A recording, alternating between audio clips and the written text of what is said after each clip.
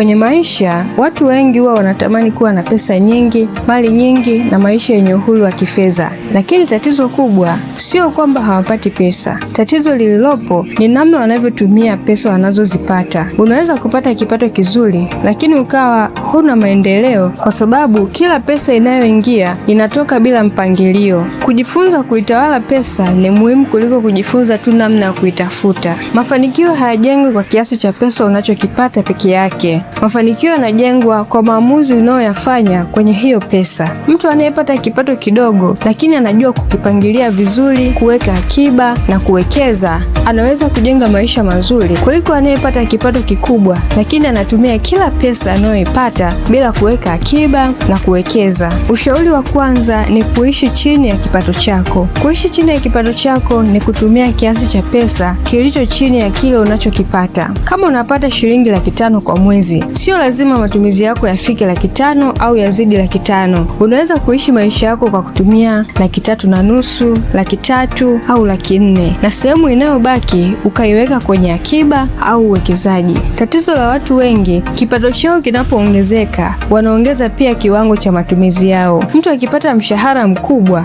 anaanza kununua vitu vya gharama, anaanza kutumia kiasi kikubwa cha pesa kwenye starehe, na wakati mwingine anajiingiza kwenye madeni, na mwisho wa mwezi anabaki na hali ile ile aliyokuwa nayo kabla ya kuongeza kipato chake. Kila unapoongeza kipato, jaribu kuongeza uwezo wako wa kuweka akiba na kuwekeza kabla ya kuongeza matumizi yako. Usiishi maisha ya mateso na kujinyima, kwa sababu wewe ndiye unayekuwa na mamlaka juu ya pesa yako. Ukiweza kuishi chini ya kipato chako, utakuwa na nafasi kubwa ya kujenga usalama wa kifedha na uhuru wa kifedha. Ushauri wa pili ni kuishi kwa budget. Budget ni ramani inayokuonyesha pesa yako itaenda wapi kabla hujaanza kuitumia. Bila budget, unaweza kutumia pesa bila mpangilio na ikaisha yote kwa muda mfupi. Budget inakusaidia kuipa kila sehemu ya pesa yako kazi, na inakusaidia pia kujua kiasi gani cha matumizi, kiasi gani cha akiba, kiasi gani cha uwekezaji na kiasi gani cha mahitaji ambacho unatakiwa kukitumia. Jambo la muhimu kuhusu budget sio kuandika tu namba kwenye karatasi, ni kuwa mwaminifu kwenye hiyo budget uliojiwekea. Kama umeamua kiasi fulani ndicho kitakuwa matumizi ya kawaida, usitumie pesa zaidi ya hapo kwa sababu tu umeona pesa bado ipo kwenye akaunti au ipo mfukoni. Budget inahitaji nidhamu. Unapofuatilia matumizi yako mara kwa mara, utaanza kuona maeneo ambayo pesa zako zinatumika bila kupata faida. Usisubiri uwe na kipato kikubwa ndipo uanze kutumia budget. Jifunze kuandaa budget ya pesa zako ukiwa na kipato kidogo. Ukiweza kuisimamia 100,000 kwa nidhamu, utakuwa na msingi mzuri wa kuisimamia 1,000,000 kwa nidhamu. Budget ni kama ramani.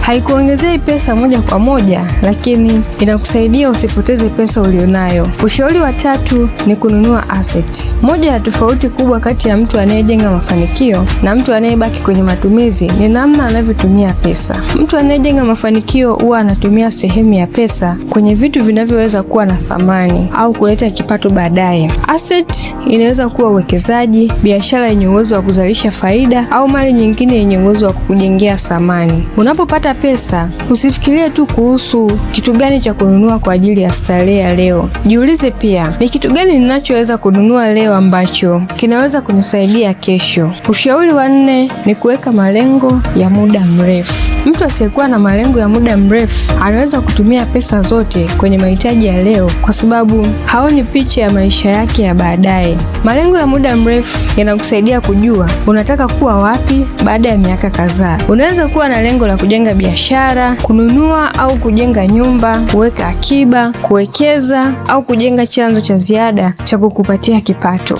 Malengo makubwa yanahitaji kugawanywa kwenye hatua ndogo ndogo. Unaposema unataka kuwa na biashara kubwa, hili ni wazo zuri, lakini linahitaji hatua ili uweze kulifanikisha. Jiulize, hiyo biashara ni biashara gani? Unahitaji mtaji kiasi gani? Utapata wapi pesa ya mtaji? Utafanyaje utafiti wa masoko? Mtu mwenye maono ya muda mrefu anaweza kukataa kufanya matumizi fulani ya leo kwa sababu anaona thamani kubwa ya kesho. Unapokuwa na picha ya unachokitaka na unapotaka kwenda, inakuwa ni rahisi kusema hapana kwenye mambo ambayo yanaweza kukurudisha nyuma. Ushauri wa 5 ni kuacha kugawa pesa bila sababu za msingi. Moja ya tabia zinazoweza kuharibu maendeleo ya kifedha ni kutumia pesa ili uonekane una uwezo mbele za watu. Wakati mwingine mtu ananunua vitu sio kwa sababu anavihitaji, bali ni kwa sababu anataka kuwafurahisha watu wengine na kuonekana na maisha mazuri. Jifunze kutofautisha ukarimu na matumizi yasiyokuwa na mipaka. Ni jambo jema kusaidia watu, familia au jamii pale unapoweza, lakini msaada haupaswi kukufanya ushindwe kutimiza majukumu yako binafsi na kujenga maisha yako ya baadaye.